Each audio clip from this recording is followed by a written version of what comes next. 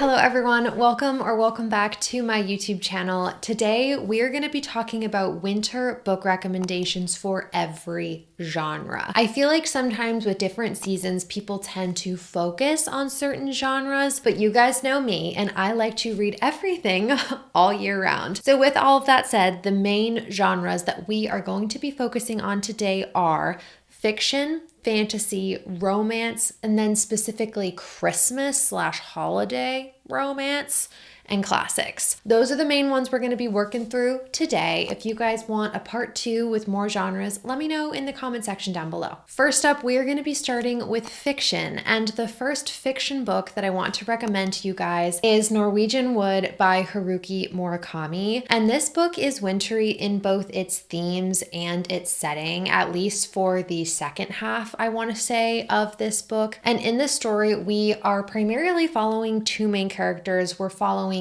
Toru, who is a young college student, as well as Naoko. She's around the same age, and they have come together because of the tragic loss of their close friend. And we essentially follow both of these characters as they are learning to cope with this tragic loss, but it becomes clear that they are handling it very differently. There's differences in their coping, in their healing, in how this loss impacts them and how they perceive themselves as actors in the world. And I'm recommending this book for the wintertime because, again, as we approach the second half of this book, there are scenes that start to take place in the mountains, in the snow, and it's very closely correlated, at least in my opinion, with isolation and sadness. More and more like cold, snowy scenes start to appear as things start to get sadder, and I don't know, as we're taking a closer look at what's really going on. I highly recommend reading this book in the wintertime. Next up, this book is quite literally perfect for this time of year that we are in, and if you guys have not read Anxious People by Friedrich Bachmann yet, please go and do so. This book takes place either in the build up to Christmas or the build up to the new year. I want to say it's the end of December. And there's a quote, I read the synopsis of this book before this video, and there's a quote from the synopsis that I think sums this up better than I ever could. And that sentence is, "Looking at real estate isn't usually a life or death situation, but an apartment open house becomes just that when a failed bank robber bursts in and takes a group of strangers hostage." We are looking at a very quirky, unique set of characters who, I mean, it makes sense. They are in a anxiety-inducing situation where a bank robber accidentally takes them all hostage. Friedrich Bachmann's writing is also incredible. I need to read more books by this author because I just loved the way that this story was written and the way that different pieces of information were revealed to you as the audience. And I also really enjoyed the way that Bachmann was able to balance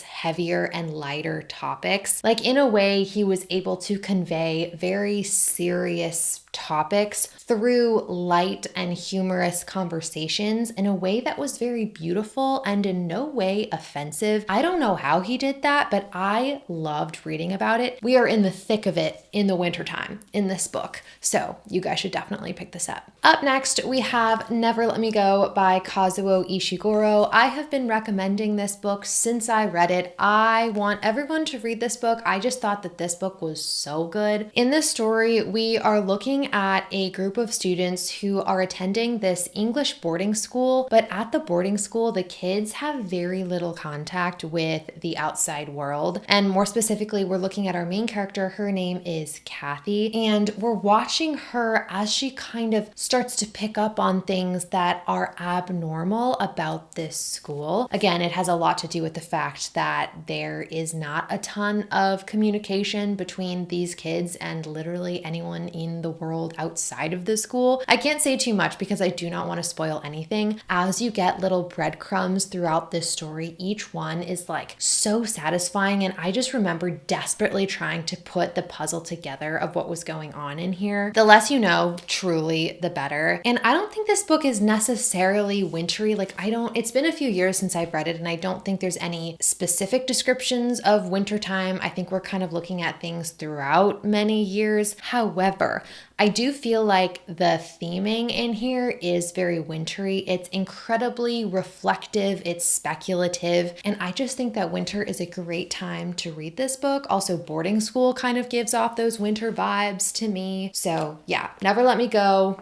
I'm never letting this go because it was so dang good. Then finally, for the fiction category, this is not a book that I own. I read it several years ago. I borrowed it from my roommate in college. That book is The Vanishing Half by Britt Bennett. We are looking at these twin sisters. It starts out in, I want to say, the 1950s. And in this book, these twins are Black but white passing. And so they grew up in this very small town. And one of the twins ends up staying in this small town while the other one runs away, essentially, and starts her life pretty much all over again as a white passing woman. So people don't know who she really is, including her friends, her husband, the whole thing. And we're looking at race, identity, family, friends, decision making. I felt like there was so much depth to this story. And I think for this one, more than anything, I read this book in the wintertime. And so I think in my head, I'm like, oh yes, everyone needs to read it in the wintertime because I did it and I had a good experience. Is that a good reason? I don't know. But also, I'm trying in these videos to not recommend the same books every time. And so these are just some books that I think could hit in the winter. So yeah, if you guys haven't picked up The Vanishing Half yet, I would recommend this book. It is quite good, beautiful writing, and you could read it anytime, but why not do it now? Next, we're gonna be moving into the fantasy category. And guys, when I tell you that I have been saving this book for like a year to recommend in this winter recommendations video, I have.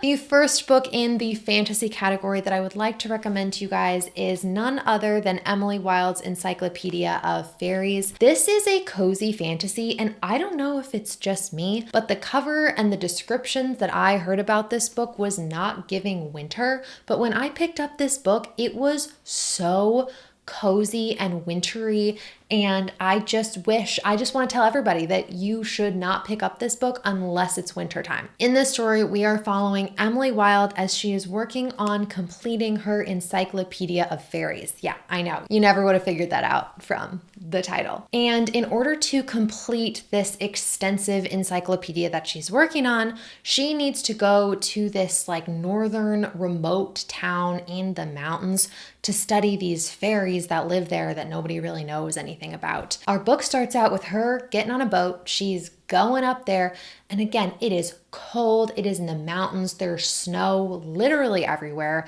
They're building fires, and I just think that this book is perfect for the wintertime. I will say I personally am more of an action-packed fantasy person, but for the sake of this video, okay, this is perfect for the wintertime. It's not super quick. It's very, very cozy. And if that's your jam, you guys should totally pick this book up. I don't know if the second book in this series is also wintry. That's something to look into, because if it is, I might want to pick that up. Let me know in the comment section. Next, I have a recent read that I wanted to recommend to you guys. And that book is The Atlas Six by Olive E. Blake. This book was sitting on my TBR for years, and I'm so glad that I finally read this book. This book, basically, we are following a group of 6 magicians who are competing for 5 spots in this super secret, highly magical and academic secret society. You know, this book wasn't my favorite book that I've ever read, but with that said, I feel like the character dynamics and the dark academia feel of this book made it a really wonderful read for the wintertime. Again, I wouldn't say that this is necessarily super fast-paced, like crazy mind-blowing fantasy, but it just has that dark academia, like deeper, more complex fantasy feel to it. I really appreciated that each of our characters had extremely unique magic and backstories. I did enjoy it. I had a good time, and I really do feel like picking it up in the wintertime was so atmospheric. It doesn't talk about the winter or anything in here. Theoretically, you could read this at any time of year, but I, again, have had a positive experience reading this book in the winter. And yeah, if any of that sounds interesting to you, magic, libraries, magicians competing for spots in a magical society, It's here. It's waiting for you.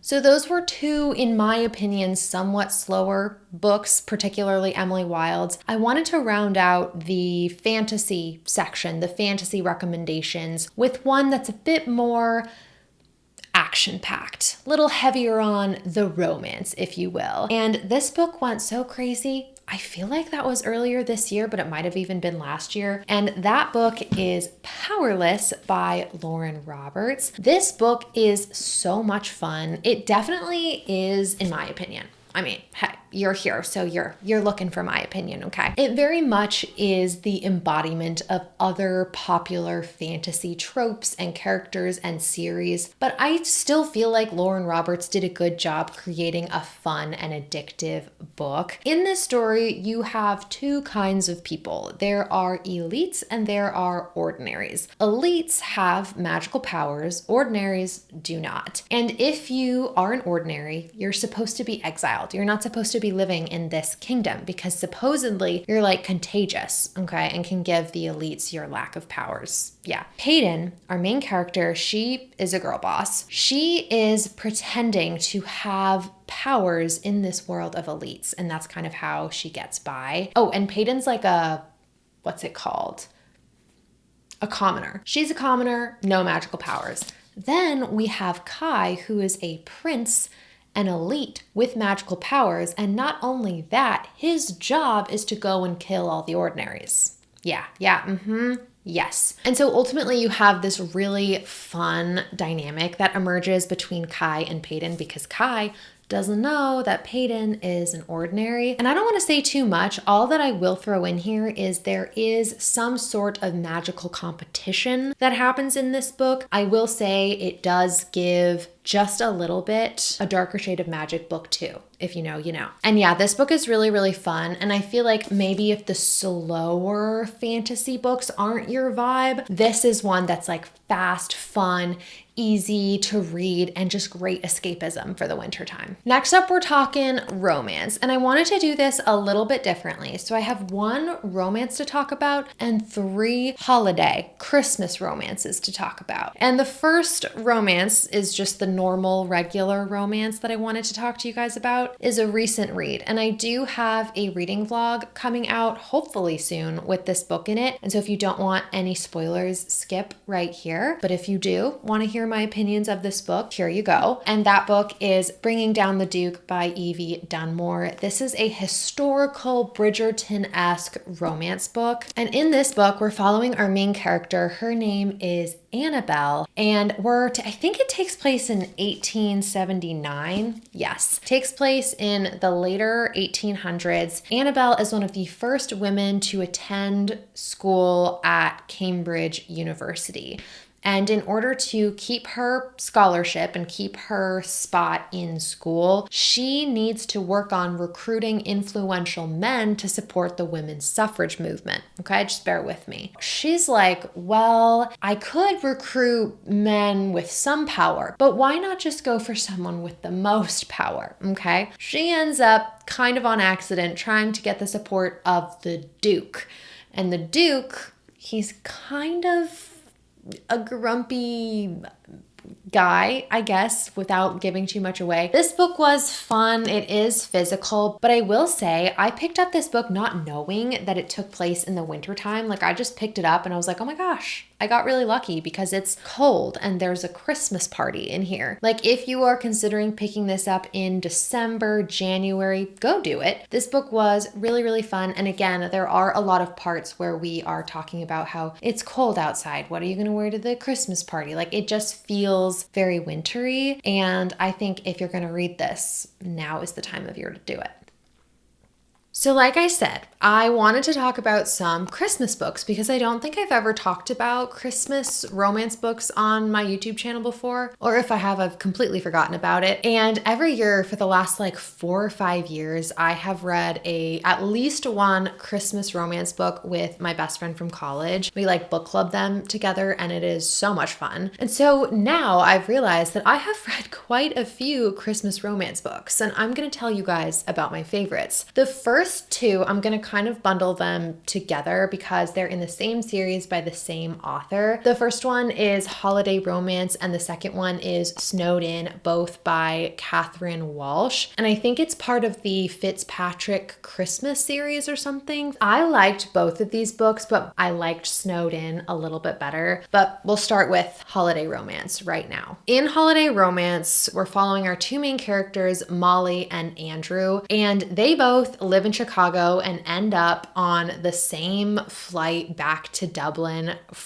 it's like the last flight back to Dublin before Christmas or something. And they sit together on the plane every year. And I think that's like the main time that they see each other. And so they have this friendship that's been built on 10 years of just flying back home to Dublin from Chicago. And it's honestly such a sweet premise. And I will say, when I picked up this book, I kind of had the wrong expectations because in the synopsis of this book, we find out that the plane that they're supposed to take home when this book is taking place gets grounded by a snowstorm. And so Molly and Andrew, in order to get home for Christmas, go on this wild little adventure to get back to Dublin.